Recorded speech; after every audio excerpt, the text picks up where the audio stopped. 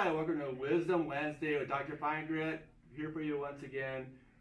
Today I'd like to discuss the history of photoresist films with IKONICS imaging. We've been around for over 20 years developing film for you to make your process the most efficient on the planet. So I want to cover a little bit of the history of our films. You may not hear us talk about it on the phone very often because we're always talking about the better and best products that are available today. But I want to just go through a little bit of how the whole film history developed. Very first film on the market was a liquid emulsion called SBX. Experimental Sandblast Resist is what XBS stands for. So it came in a bucket like this, 1 gallon, comes in big barrels, 55 gallon. Still used today for some applications, but not very often because you have to, basically, it's a liquid like a skim milk. You apply it into a container. Then you apply diazo, which is a sensitizer, and then you have to mix it together. And you got 2 weeks to use it, and you got to put it in the refrigerator to keep it stored over time. So it worked back then because it was the only resist on the market that was photosensitive. However, the time period to make it was very challenging and very messy, and it just overall good product then, but not very good or not as good nowadays. So the way it went from liquid emulsion was right to the sheet film, and we actually developed Image Pro Super next. This was a sheet film that was first developed. Same color, came in a purple and a clear, so we used the same emulsion, but we coated it onto a carrier sheet, which is the hard side. So we put it on there now, so it's an even emulsion, so you get even detail, even washouts and all that. So Image Pro Super is a non-self-adhesive film, so you do need separate glue to put on the stencil once it's fully dried. So you'd use like a brush-on or an application adhesive like you see here. And I'll get into how to apply the glue later on. So the advantage of the Image Pro Super back then was, one, it didn't require a liquid process. Okay. Two, it was a film that was stretchable. So people that were doing curved items, they were able to form the film on a curve very easily, so it worked really well on brick, any porous or irregular. The other advantage is once you fully developed it with water and dried it, you can stack the sheets on top of each other. So you can do a large production run by just drying all your stencils out in the open, stacking them, and use them as needed. So that was Image Pro Super. After that, we had customers that would say, well, my glue technique wasn't very good. I applied it goopy, ripply, it was messy. I just wasn't having good success with the glues. So that's where we went to Ultra Pro, which is the very first self-adhesive film on the market. I think it's about 18 years ago when it was fully on the market. And like I said, the very first self-adhesive. And this is the same color as the Image Pro Super, just we put a coated adhesive on there, which is underneath the slip sheet here. So if I take a slip sheet off, and you're not gonna be able to touch it obviously on the camera, but you can just take my word for it, it's very sticky, okay? It's already activated, all right?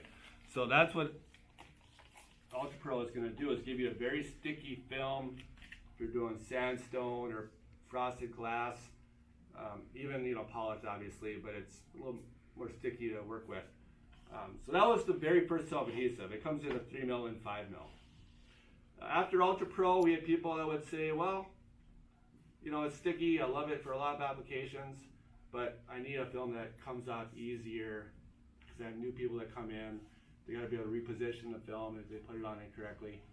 So that's where we had to come up with a design that would reposition and come out easier after sandblasting. And that's where Ultra Pro Blue was born. So here we are. Ultra Pro Blue is a 4 mil and a 6 mil material.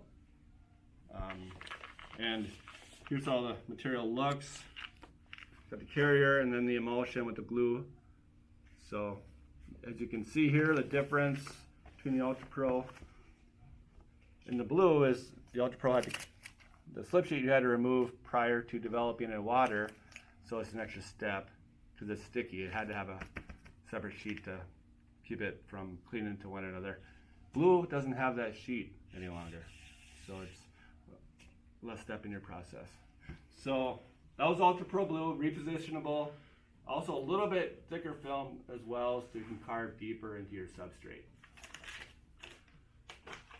So that was our 6 mil. That was our thickest film for a little while. We then got into different markets where people were doing brick, concrete, flakestone products where you need a thicker resist to go deeper. And so 6 mil is our deepest or thickest film. So we had to go to a 10 mil resist, and that's where PB vinyl was born. And that's a 10 mil non-self-adhesive film as well, like the Image Pro Super was. So this is the same as the Image Pro Super. Has a carrier, then your film. No glue on there. So after you dry this film, you would then apply the glue separately onto the stencil. So PB vinyl was very popular for doing deep carving. And it's a very pliable film as well. So people that were doing bricks and irregular objects were able to get it to conform. Especially if you heat it up with a heat gun, it basically cleans on there like you wouldn't believe. So it's a very good film for porous items. I have actually clients out there that only use this on like flashed stone items where it's very hard to get any film to adhere. This is the film to go to. So that's kind of an overview of what we have developed over the years for our customers. There's other ones that we'll get into later on in some other videos, but just want to give you a little run through of what films we've developed in the past, and from your feedback over the years, that's why we keep developing newer film. As you can see here, we don't discontinue films very often either. Some of these are over 20 years old, and we're still selling them today, so thank you for all that. Now I want to touch on the application of the glue. All right, this is our application adhesive. It's a higher tack. It's also low viscosity, so very common. You want to shake it up a little bit because it does settle over time, like milk or anything like that. It kind of settles. So yeah, shake it up a little bit prior to using. So you just put a little bit of glue on here. It doesn't take a whole lot. If you put too much on, then it's more cleanup later. So the trick is you use a foam brush, like you see here, and you basically just go on a side angle and just brush. Okay. As you can see, I didn't have an image in here. I wanted to show you how it looks on a full sheet. Okay, so basically just apply it just like that. Very simple if you go at a side angle. So you want to eliminate any stipples or any kind of ridges. So that's basically how you do it. So if you put it on the film and then let it dry, I prefer that method because when you apply it, it's like a self-adhesive film, and you can reposition it easier, and it comes off cleaner after sandblasting. So I do recommend putting it on the film first. Now there might be applications where you put it on the substrate first, and that's okay as well. So you put a little bit of glue on there, small amount, and you basically brush. And this kind of illustrates the color. You notice it goes down white. That's the color of the glue, obviously, and then what it does is it dries clear. So once it dries clear, then it's ready to use. So it's a good little indicator on when to use the piece. So you can see here, very even applied. Doesn't take a whole lot of glue, and very simple to use. Now, there are other methods to applying the glue. We have a brush-on adhesive that's got a little bit thicker viscosity, because we have customers that do brick and porous items where they need a thicker glue because they use it like a stencil filler, so it fills in the pores. Now, I don't recommend that glue as often because I really like the stickier version of application adhesive. There is a sprayable version as well, so you can put the glue in a spray, paint sprayer, and then spray the glue right onto the mask or the substrate. In that case, it's probably a mask. So you spray it, goes uneven, very light amount of adhesive. So again, very simple, and a few tricks here and there will get you going. All right, so now that we've discussed the older films and how they kind of were born over the years, we're going to get to more of the newer technology, and that's going to be the self-adhesive film, right? So self-adhesive film rather, what is something you're not going to need? Glue, right? We're going to throw away the glue, get rid of it. We're going to go self-adhesive. So here's the newer films that replaced or kind of evolved with our customers over the years to make the process more efficient. So R5, which is the R series, it comes in a 3 mil, we have a 4 mil, a 5 mil. That's replacing a lot of our older technology self-adhesive films because it's repositionable, faster washout, and it's going to be better repositionability. Resolution is phenomenal. So R series is kind of replacing a lot of our self-adhesive films. It's our most popular. Ultra Pro, or Ultra Peel rather, is another film that we developed that was self-adhesive.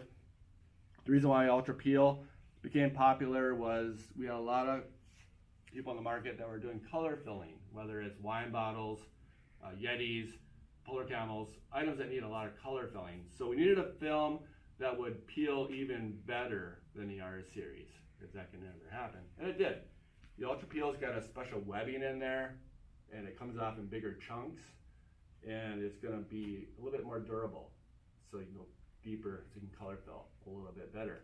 So Ultra Peel in R5, R3, those R series films replaced the Ultra Pro Blue, and you know, even though we're still selling all 4 components, I think R series and Ultra Peel are the main go-to films for all of us.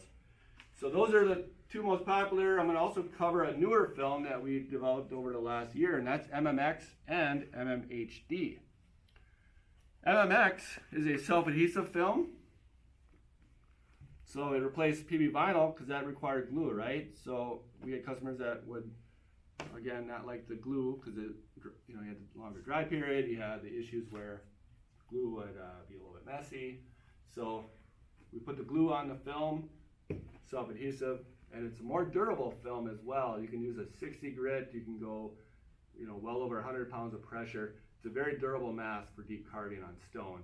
You can also use it on glass because it doesn't have that thick membrane, so you can easily get through the membrane like any of our other films. So you get that detail that's really good, but also no membrane that's trouble getting out. So that replaced PB vinyl, and then this also kind of replaced the Ultra Pro as well. And the reason for that is this film does have a slip sheet to remove prior to developing with water once again. And that's because we use a more aggressive glue on there, like the Ultra Pro. So again, you won't be able to tell from the video there, but if you take my word for it, if you stick your hands on there, it's going to be sticky. You can kind of hear it. Okay, so it's a stickier stencil, like the Ultra Pro. So this is a 6 mil resist as well. It's called MMHD. That is a suitable film that would work perhaps a little bit better than Ultra Pro. So those are the newer films, Ultra Peel, the R series, and then MMX and MMHD material. If you don't currently use it, have any questions, just give us a call. We might have a sample or 2 to send your way.